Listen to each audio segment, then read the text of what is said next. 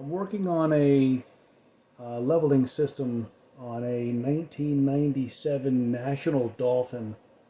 So this is an obsolete unit made by Powergear, model number 500210, and it wouldn't turn on. And after some extensive diagnosis, I found some cold solder joints on the microcontroller.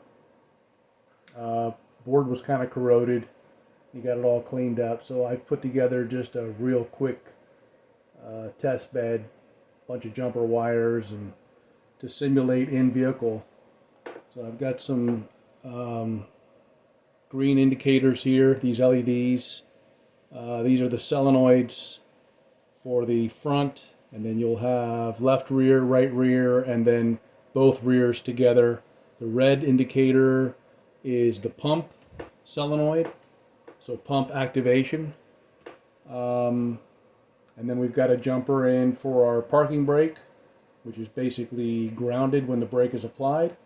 And then there has to be continuity between two connectors for the neutral safety. So once you get all that in order, then you can power up the unit. The other wires that are here at the front, these are for the float switch or the fluid level sensor switch, which basically, when you lower the jacks and the fluid level drops in the reservoir, this tells the controller that the jacks are down.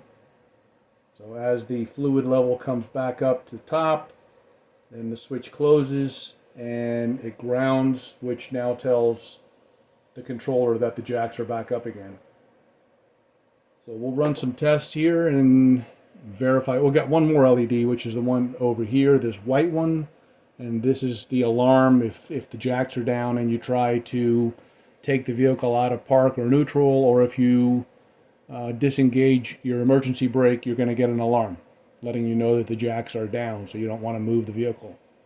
So we're going to power up, and so we got power on, and as I apply front, there's my pump signal and solenoid for front, which would be both front jacks.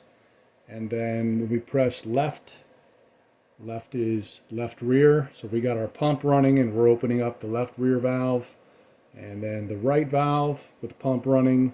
And then both rears with the pump running. So all that's working.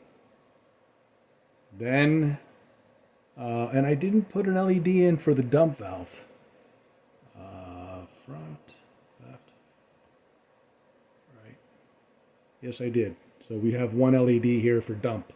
Dump is to lower. You have to open the dump valve and then open up the other valves that you're trying to lower. So you would be opening up 4 valves simultaneously. You would be opening up the dump and then the 2 rears and the front to raise the jacks back up again. So as we start to take fluid out of the reservoir and raise the jacks or raise the vehicle, then the float switch is going to switch over to positive, and we'll get an indicator that the jacks are down here, this red light. So we can continue to level the vehicle. We can do both rears, right rear, left rear, front, until we get the vehicle level. And once that's done, then now we're getting ready to leave our camping spot. So we're going to retract all the jacks. So we retract all. Now the dump valve is open.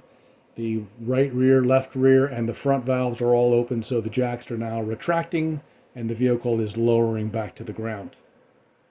So once the fluid reservoir fills up, then the fluid switch will switch to a ground position, and within 5-10 seconds we should stop lowering the vehicle, and the jacks down indicator will go out. So there we go. That's all functioning. So now we'll simulate raising the vehicle again. We're putting some fluid into the jacks. The jacks are coming down. Vehicle's going up. And we will switch our reservoir to indicate that the fluid level has gone down. Jacks are down now.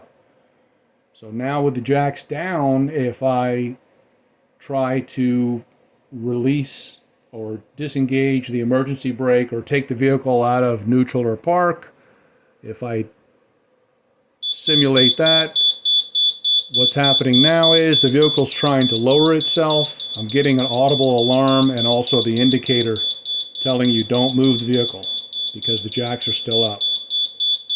So now as the jacks go up, now we've told it that the fluid reservoir is full. We need the jacks have retracted. This light should go out. Possibly no, when you get an alarm, it just shut up. Yep, there you go. So jacks are back up again. So this is fully functional. We got it working. Time to take it back and install it in the customer's vehicle.